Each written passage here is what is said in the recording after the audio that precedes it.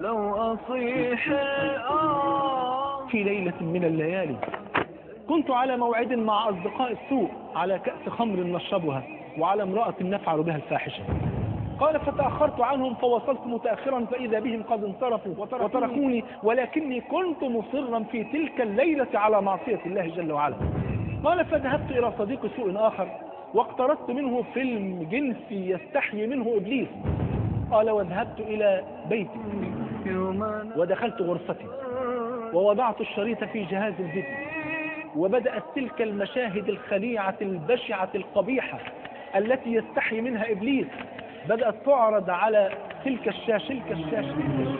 وبدأ الرجل يشرب الخمر وينهمك مع تلك المشاهد البئيسة. وفجأة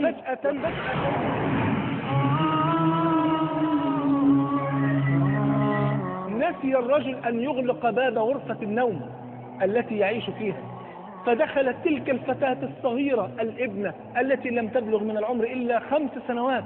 دخلت وإذا بها ترى مشهدا يكاد يخلع القلب، نساء ورجال عراة يفعلون الفواحش، وإذا بتلك الفطرة التي كانت عند تلك الطفلة المباركة تقول له عيب عليك يا والد اتق الله، عيب عليك يا والد اتق الله. قال أفزعتني تلك الكلمة وكادت أن تخلع قلبي. قال فأطفأت الجهاز وخرجت أسير في الشوارع كالتائه المجنون الحائر الذي لا يعلم أين يسير.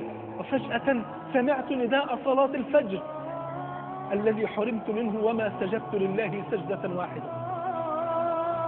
قال فدخلت وتوضأت لأول مرة لله جل وعلا، ووقفت أصلي خلف الإمام، وإذا بالإمام بعدما قرأ الفاتحة يقرأ قول الحق جل وعلا ألم يأن للذين آمنوا أن تخشع قلوبهم لذكر الله وما نزل من الحق ولا يكونوا كالذين أوتوا الكتاب من قبل فطال عليهم الأمد فقست قلوبهم وكثير منهم فاسقون. قلت والله ما يعني إلا إياي، فتبت إلى الله عز وجل وبكيت وأنا ساجد بين يدي الحق جل وعلا بكاء مريرا.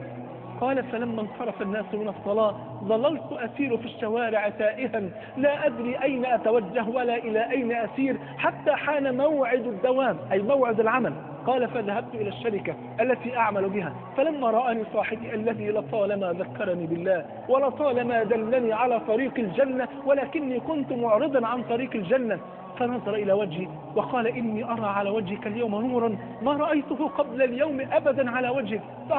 فأخبرته بقصتي وقلت له لقد تبت إلى الله عز وجل، وقلت له ما دار بيني وبين ابنتي. فإذا بصديقي يقول احمد الله جل وعلا الذي أرسل إليك ابنتك لتوقظك من غفلتك ولم يرسل إليك ملك الموت ليقبض روحك في تلك اللحظة. قال فقلت لصاحبي أستأذنك أن أرجع إلى البيت فإني ما نمت في تلك الليل لحظة واحدة. قال اذهب الآن.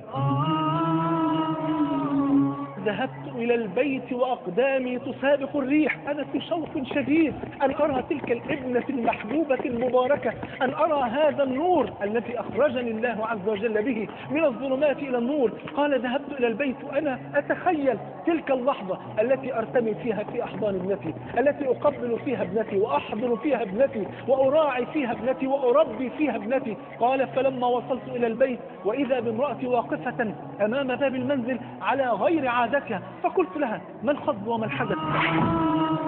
فقالت أين كنت؟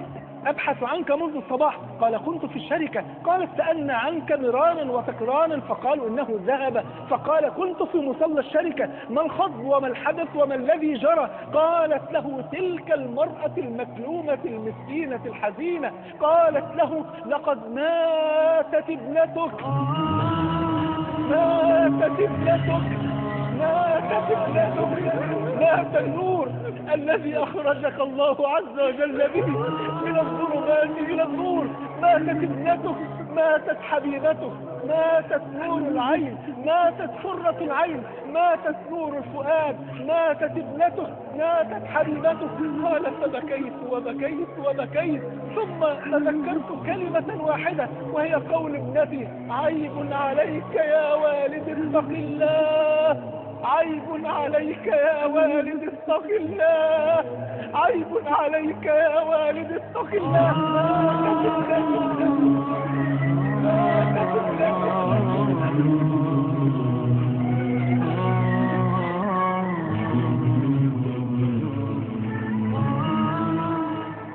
وماتت نور. هل كل هذا النور يأتي من ظلام؟ إنها الطاعة.